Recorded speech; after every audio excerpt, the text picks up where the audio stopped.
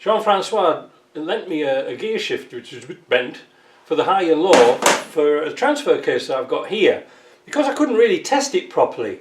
However, I did a video when I was testing it and something didn't seem quite right. I don't know what it is, but let me explain, because I won't put the other video up because it was a waste of time. So let me put this camera down here onto the bench. I've got another one set up so we can see quite clearly what was happening. If you're familiar with these series boxes, it's got high range, so that's high range and just two-wheel drive. But if you push the little lever down that goes here, which will actually lift this up, it will go into four-wheel drive high. To get it out of four-wheel drive high, you move this lever back and this one will pop up. Now it's kind of difficult to do on the bench because you have to pull this and pull that at the same time. And then to put it into low range, you just simply push this shaft across. Now all that does is move this gear here. Right, so that's in high range at the moment. Put it into low range, it shifts it over there. Now whilst we've got it here, I tested the tension on this shaft and it absolutely turns beautiful. And I think they've replaced the bearings, the seals and gaskets here. But I've got a sneaking feeling that it hasn't been set up right, because when I was playing around with it, the transfer case, the only way it would go in, when it wouldn't kind of mesh properly into four-wheel drive, high range. The only way I could get it to go was to tip the gearbox, the transfer case forward. It seems as if the gear's flopping about inside. There doesn't seem to be any sort of spring pushing it in. Now at first I thought to myself, well, maybe this is normal, this is a natural thing. But I thought, well, that doesn't make any sense, because if you go uphill like this, well, you're not going to get into four-wheel drive. So, whilst we're here, I thought we'll pull it to bits. Now, I want to try a different way. Sorry, that's me playing with me nuts. I want to try this a little bit of a different way, because I just want to pull off this front extension housing.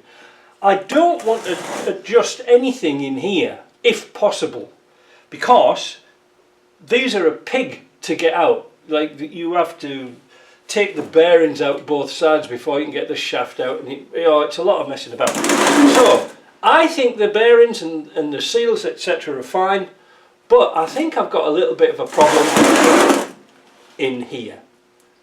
So what I'm going to do today, I'm going to pull this to bits. Seeing there's nothing else to do. God, my God, I don't know what's going on with the part situation. I keep rambling on about parts, but my God, we've got nothing. Anyway, so first of all, what we're going to do is take off this cover and this detent and get the spring and the ball out. We're going to also, I'll pick up off this camera here.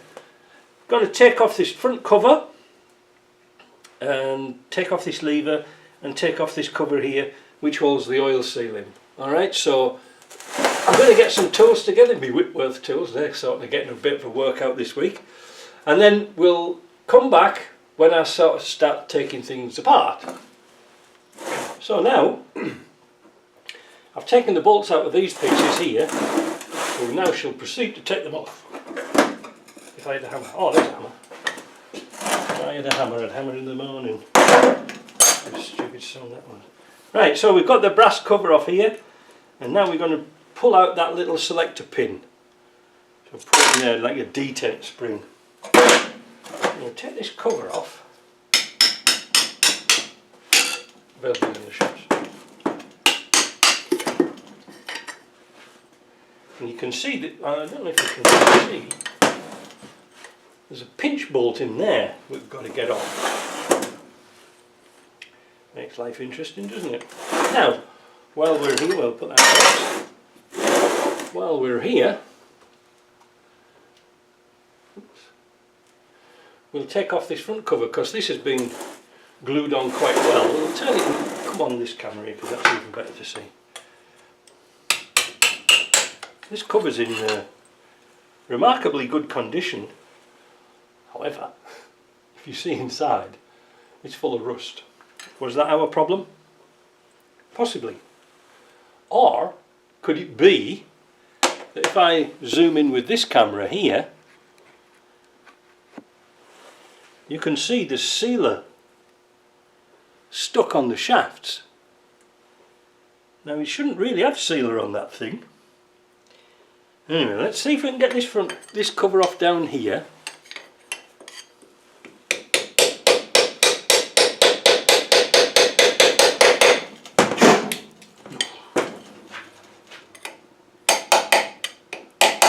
There's still a washer on there.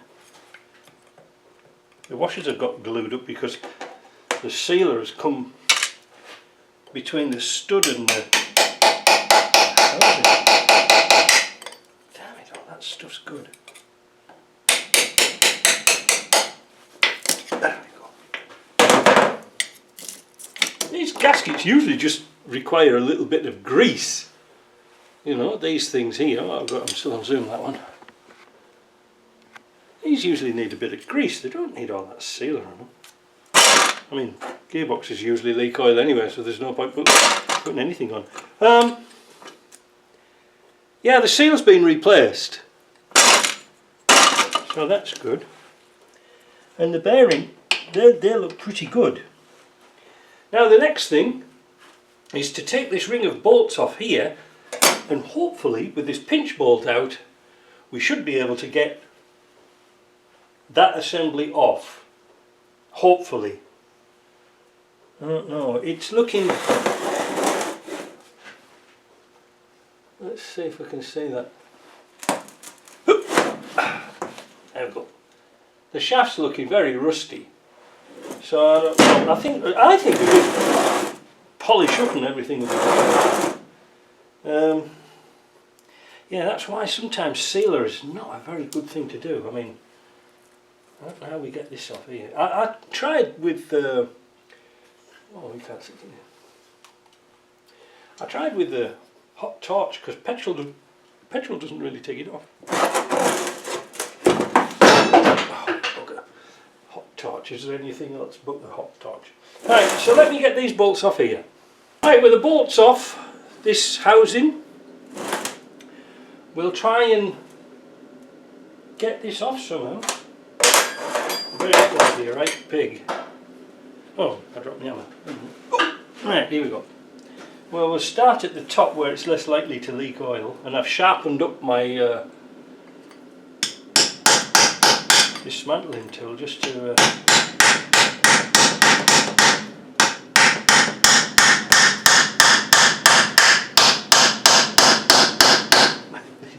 it's like super tight, eh? We'll progressively work around it, I think.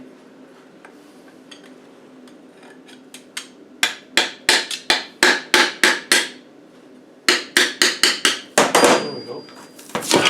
Hey! The old springy bit came out, did he say that? So, let's get this out. Now, how does that hold onto there? There's a spring there for certain. Is that going to...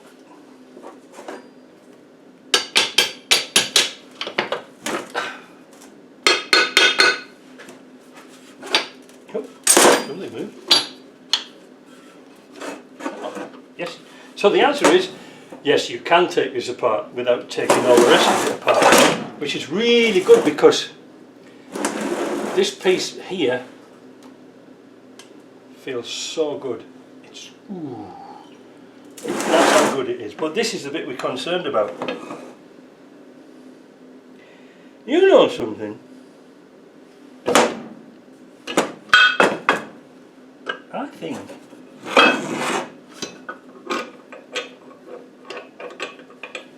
I've got a sneaking feeling that this bit up here because you can't see now, can you? I've got a sneaking feeling that this bit was sticking somehow. Everything seems to be fine. I'm just wondering whether it's to do with sealer on the front of here. There's supposed to be an O-ring in there. Do you know something? I'm just going to clean this up and put it back on again because it is remarkably clean. But I think maybe some sealers, like I say, I keep repeating myself, but I think some sealers got into it. Because like I say, it is very, very clean inside. It's clean, very clean. And that's your dog. So when you put it into four-wheel drive, that springs into there. Everything seems to be right. Yeah, when I push that forward, it is a bit sticky. Yeah. See?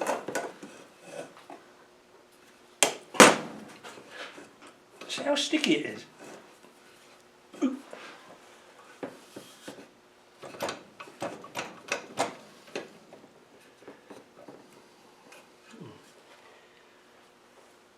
Well, there's the O-ring.